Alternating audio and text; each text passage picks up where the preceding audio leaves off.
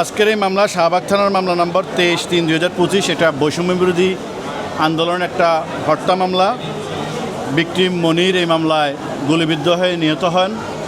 আজকের এই মামলার এজান নামীয় 62 নং আসামি কেন্দ্রীয় আওয়ামী লীগের নিষিদ্ধ সংগঠন আওয়ামী লীগের কেন্দ্রীয় কার্যনির্বাহী সদস্য এবং বাগেরহাট 4 আসনের সাবেক সংসদ সদস্য আমিরুল ইসলাম মিলনকে আমরা এই মামলায় গ্রেপ্তার দেখানোর আবেদন করি।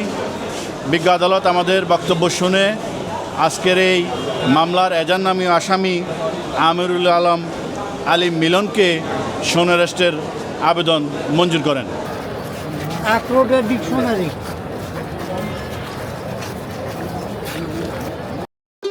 ভবিষ্যৎ হোক নিরাপদ, বিনিয়োগ হোক বিশ্বস্ত, আর আমার পছন্দ সল্ট বে। ওয়েলকাম টু সল্ট বে।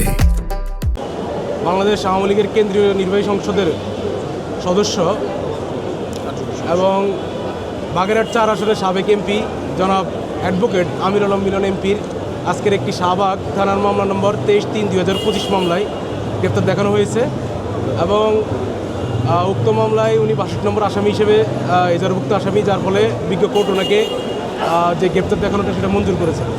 এর পক্ষে আমরা আসামি পক্ষের আইনজীবী হিসেবে আমরা একটি আবেদন করেছি, সেটা হচ্ছে উন্নত চিকিৎসার জন্য।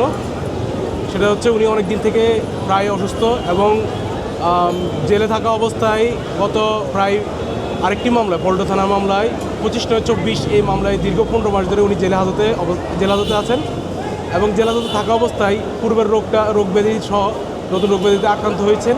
তার মধ্যে ওনার একটা রোগ আক্রান্ত হয়েছে, হার্টের সমস্যা হয়েছে, যার কারণে ওনাকে সার্জারি করানো লাগছে এবং পরবর্তীতে আবার পিজিতে নেওয়া হবে। আর এই জন্য সামগ্রিক ব্যাপার চিন্তা করে আমরা একটা উন্নত চিকিৎসার জন্য একটা আবেদন দিই কারাবিধি অনুসারে।